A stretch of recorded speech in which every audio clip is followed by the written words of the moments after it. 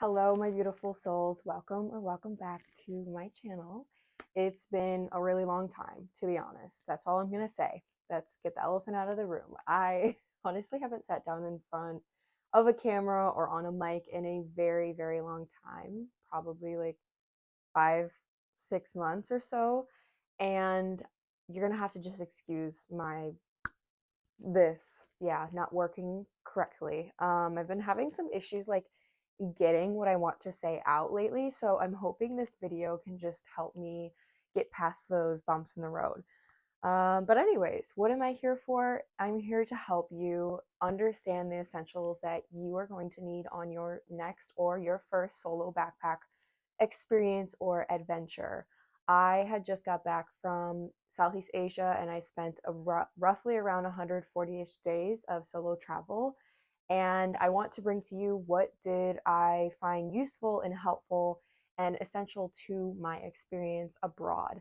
If you're a little confused on what's going on, I would recommend watching the video Pack with Me to Backpack Southeast Asia before this, because I'm essentially going to be unpacking what worked, what went well, and what I would just honestly recommend to you and recommend not to use. I'm not going to essentially be unpacking my big bag because, to be honest, I've been home for about a month now and I just got back from Costa Rica and I've already unpacked my bag and repacked my bag. So I will just be putting up on the screen what I liked, what I didn't like. I will be linking every single thing that I love and recommend that's essential to your travels in the description below.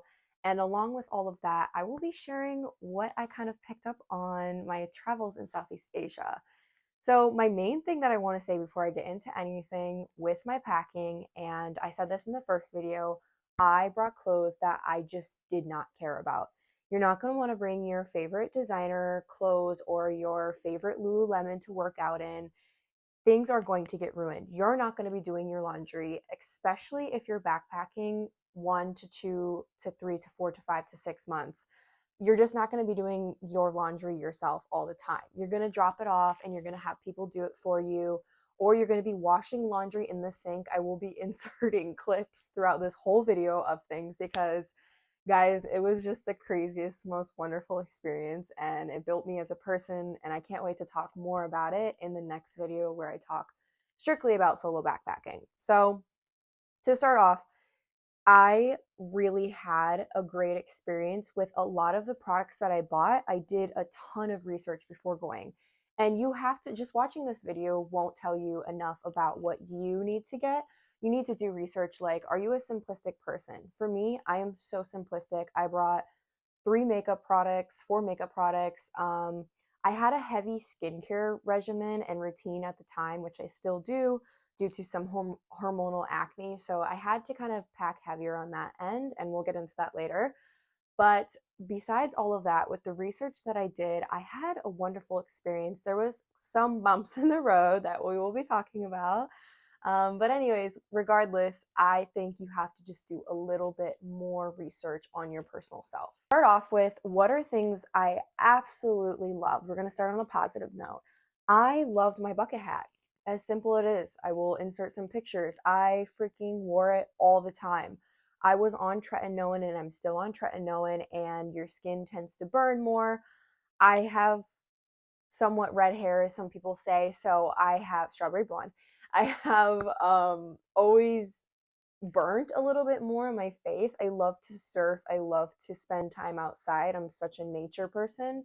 And saying that, I had to obviously improvise, and sunscreen sometimes just isn't enough. You need something physically covering your face. So my bucket hat, 10 out of 10 recommend. I will link it below. It was just from Amazon. It should be simple enough, but wireless headphones. I brought wired headphones and I also brought wireless headphones. I shouldn't say headphones. I have Beats Pro. My best friend has given them to me and I've been using them like every day since she gave them to me. So she's a saint. I know she's watching this. I love you. So I would recommend wireless headphones, but I also did enjoy my wired headphones every now and then when I was walking through the street or I needed something light to carry in my bag. The best thing I bought, and you guys are gonna laugh, I tell you, everything I got was essentially ruined. So I'm telling you again, do not bring things that you really like. I bought a fanny pack. I've never had a fanny pack. I bought a fanny pack from Amazon that was like $4, I think.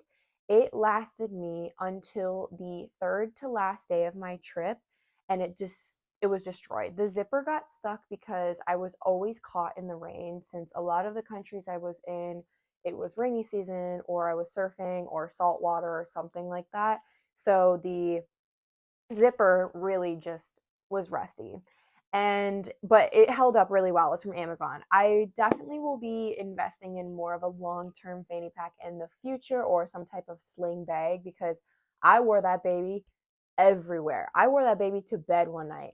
And let me tell you, that is a story for the solo travels vlog or video that I will be making. And sorry if I'm looking down, I have a list that I literally cannot think of. This is a no-brainer, but my bag, 60-liter bag.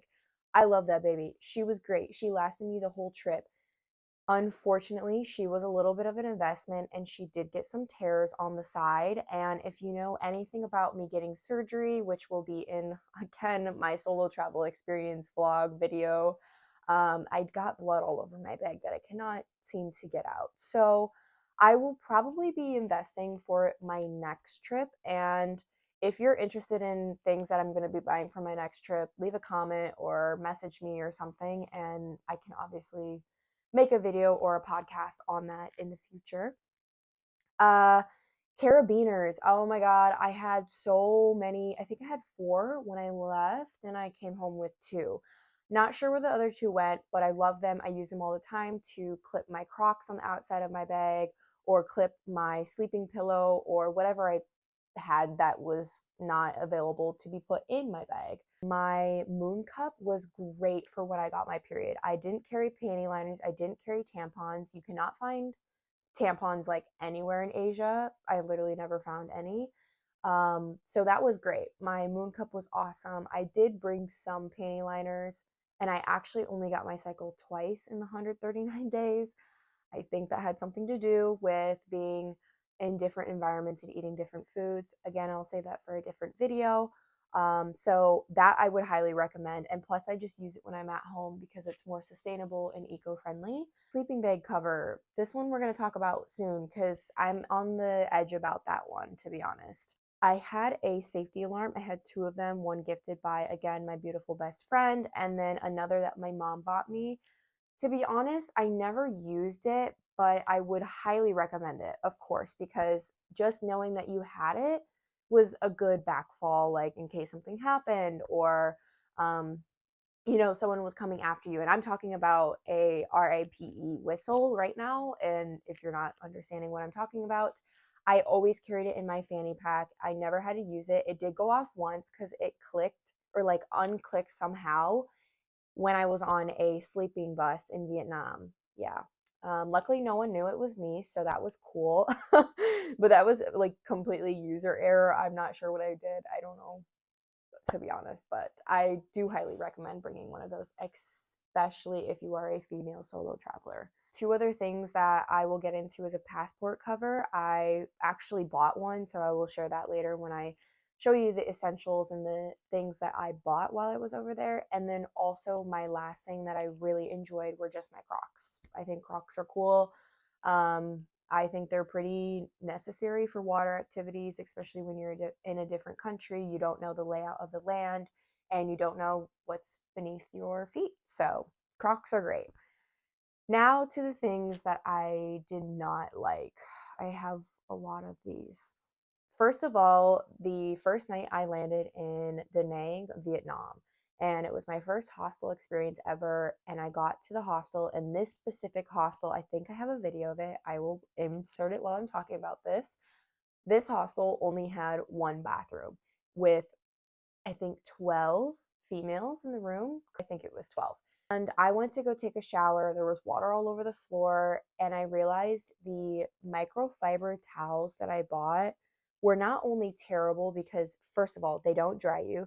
Second of all, I just hate them. I think they stink. I think they're gross. I would never recommend to anyone ever buying microfiber towels.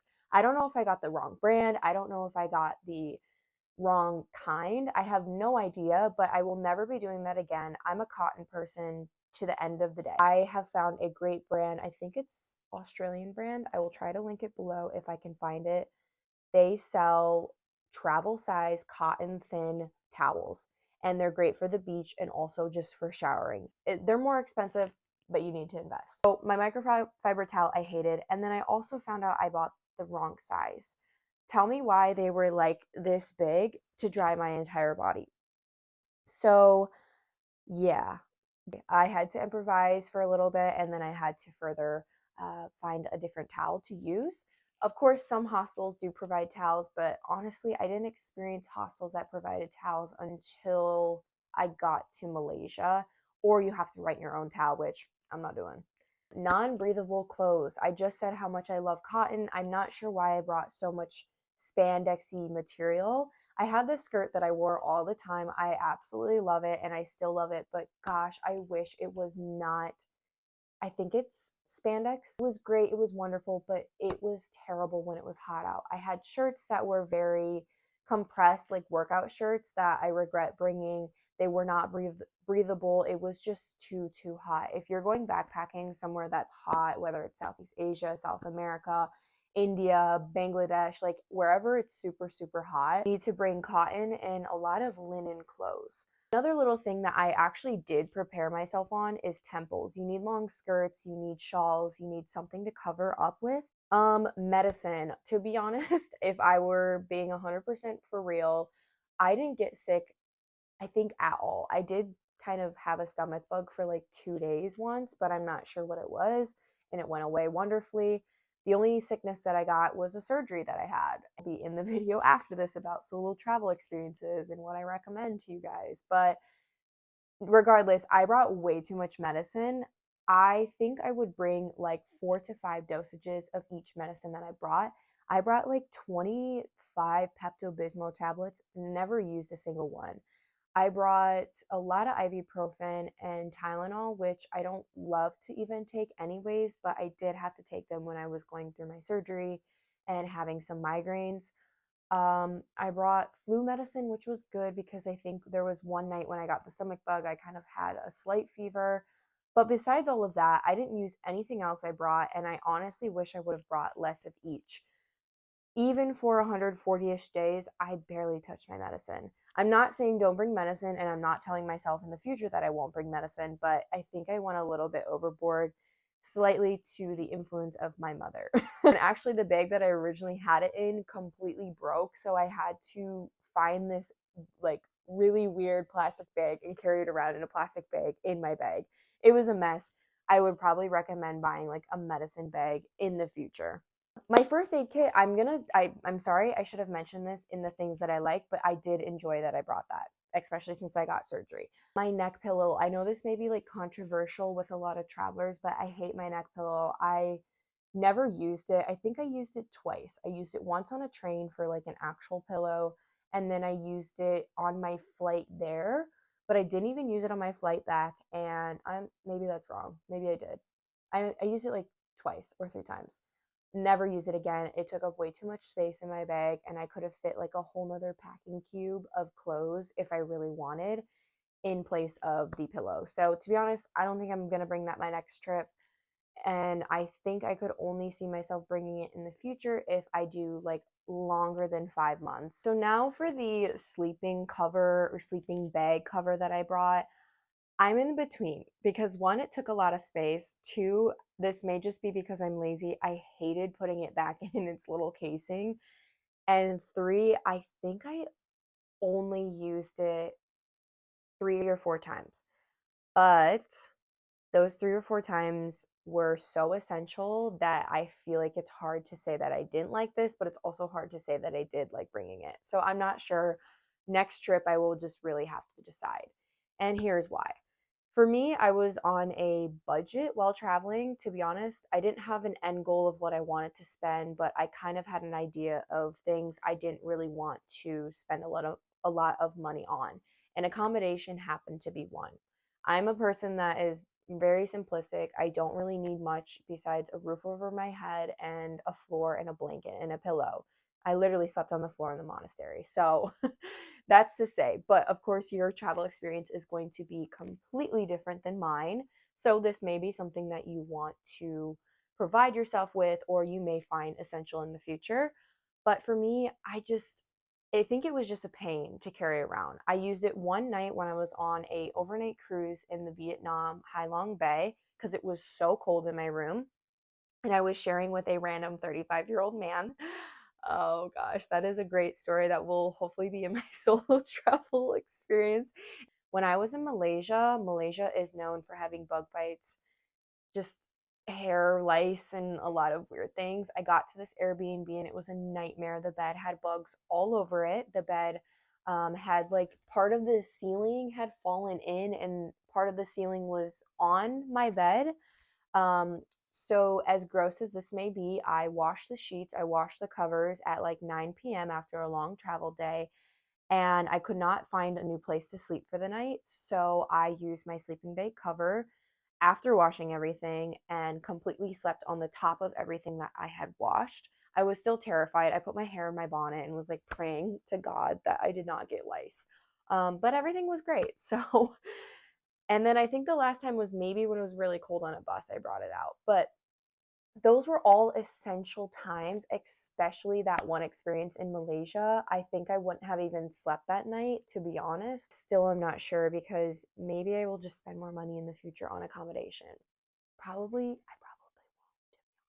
And then the last thing that I would just recommend to maybe bring less of or not as much as I did would be makeup and skincare. I know I said I only brought 3 to 4 products, but even at that, I barely wore makeup. I was gone for a good amount of time. And to be honest, actually, when I went out, I did like to look a little bit nicer. So this would again be a personal preference.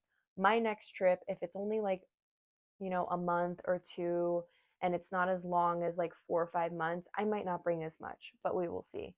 Care, you don't really need that much. I think a good face wash, a good lotion, and maybe a toner. But again, I had a regimen. I have certain things I want to provide my skin with, and I'm recovering and also dealing with hormonal acne as we speak. So that one was a little bit up in the air for me. I found it super, super annoying carrying all my face like products around, but it was just what your girl had to do, to be honest. Actually, now that I think about that, there's one thing that I absolutely regret. I hated it every single second. You remember how I told you the first night I got to Vietnam and I was in the bathroom? So the shower, as you remember from the video, the shower was here and the sink was here, and I brought just a square bag that fit like my shampoo, my face wash, everything in it. It was plump full. I regret it to the max because not only is it impossible to get all your things out while you're showering in a hostel, there's nowhere to set that bag. Nowhere, ever. I literally took showers before holding my bag because there was nowhere on the ground and I needed all my products and there was nowhere in the shower. Like these showers are not like your home shower. You don't have a shelf, you don't have a hook, you don't have a hanger, like none. I would recommend buying something off Amazon that is extendable, that can fold out but fold in. I almost had a panic attack that first night I got to Vietnam. I was like, how am I going to do this for 4 months, 5 months? I have no idea how I can carry these things around, how I can use it in the shower. I did figure out a strategy, and to be honest, the bag was so gross from me setting it on the ground after like 140 days. I literally threw it out the day before I left. That is basically everything that I found super essential and also things that I found maybe not as important or as essential. Now let's get into the essentials that I picked up while I was abroad. A little statue because I love to decorate my room with pieces of my travels and my experiences through life, and I just wanted something to remember my time in Indonesia, specifically in Bali. So I picked up the god, and I will put over here what this god means and the importance of it. My all-time favorite thing, and this is an essential, if you haven't been backpacking and you're about to go backpacking, this is probably my like second to third most essential thing that you need to bring: a passport cover. I got mine made in Thailand. Not only is it cute, but it keeps your passport in one piece. Another thing that I got while I was in Indonesia, which is my favorite but most expensive purchase of all, is some paintings that are made with candle wax on like a cotton fabric. I'm not quite sure the proper terminologies for all of these because I was sold this in Bahasa, which is Indonesian language or one of the languages. Anyways, it is so stunning. I could cry. I love it with my entire heart. I think it is so utterly beautiful. I saw it and I was like, I don't care how much it is. It goes towards a good cause. The children, I shouldn't say children, they're literally my age. The goes towards them and their future and their academics and their passions. And I couldn't find a better way or reason not to buy. I was like, this is the most perfect thing. And I cannot wait to have a home someday to hang that up in. Got a deal and this kind of came with it. So I chose something that resembled Indonesia as a whole. Also is giving me Vietnam vibes too. So I cannot, again, wait to hang that up. It was like, I just love it. And I just think it's so beautiful and perfect and wonderful. And I am so excited. Then another favorite purchase is this necklace that I got from Laos. I really love it. And to be honest, it is a little bit cheaper made. I'm going to have to figure out a way to sustain the silver and make it last. I'm not quite sure. So if you have any recommendations, message me or leave a comment or something. I would greatly appreciate it. This also was a cheaper purchase and I thought it was going to last longer than what it did. It already kind of broke, which I think my dad will be able to fix, but it's just this beautiful belt that I got in Thailand and I have worn it actually quite a bit of time. So to be honest, for the wear and tear it's been through already, I would say it's held up pretty well because it was probably $3 USD, maybe not even that, like maybe $2. So I shouldn't complain. Another wonderful item that I happened to pick up while I was in Bali is a silver ring, who I now have a matching one with my older sister because when my parents came out to join me, my mother and I thought it would be a wonderful idea to go make rings out of silver. So you actually got to make the rings and the whole process. It was very fun and it's a little souvenir. And I devoted mine to a promise ring, a little promise I made to myself while traveling. So I really love that one as well because I love rings. I'm surprised I'm not wearing any right now. Every purchase I got is so good and is so close and near and dear to my heart and just reminds me of all the good experiences I had while I was traveling. It is a beautiful, absolutely stunning shawl that the seller, who was in Thailand, convinced Chiang Mai specifically, convinced me to buy. It is the most it is the most soft material. It is beautiful. It smells great. He actually stuck a pencil through it when I went to buy it and then like wrung it out and he showed me that like if it gets any holes, there's no issue. And I've never owned anything purple before, so I was feeling very adventurous and I've worn it many times, especially while in Asia. And my last purchase that honestly I just got because I ran out of skirts to wear to temples was like this silvery, like it looks like it has wrinkles, but it doesn't. Silvery skirt. I only wore it twice and it's really not my favorite. I would never buy it when I was in the States, but I needed something because one of my other skirts kind of fell apart. So yeah, that is the little haul from Southeast Asia. There might be a few other things. I got like incense.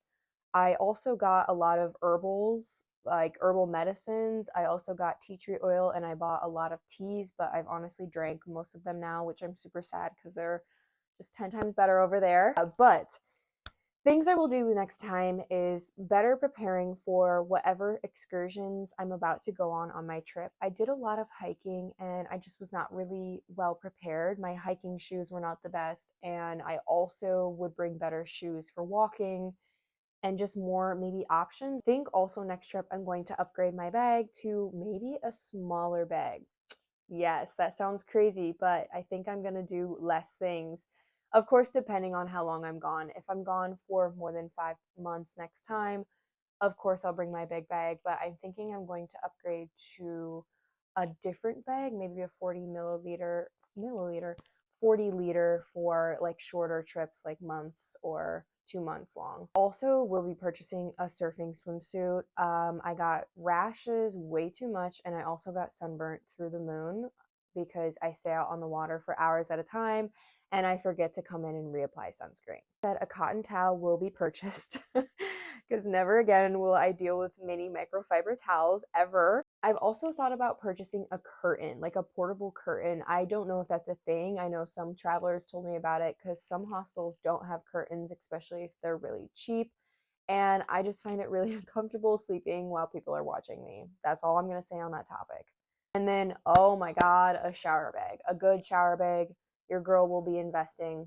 But without further ado, thank you guys so much for just tuning in, and all the wonderful comments and things that I got while I was on my trip has just not only inspired me to continue to like live my dreams and be prosperous in what I do and how I move, but also it's just been such a wonderful transformative experience. There has been nothing that will ever turn me away from doing this again and again and again. And I hope through my videos or whatever platform you find me best on, I guess, you're inspired to not only just travel and see the world, whether it's a mile down your road or the state away, but also to be open-minded to new things and new experiences, because gosh, every single day I am just so utterly in love with myself for going out and doing this. And again, like I said, continuing to do this and implement these passions of mine into my everyday life. So I will see you all next time, where I give you a whole probably rundown of stories and people and experiences that I had while abroad. Also, probably giving you some pointers, especially if you are a female solo traveler, to stay safe, to stay healthy, and to have the most wonderful time you could possibly have. Have a beautiful, wonderful, blessed day, and I will see you next time.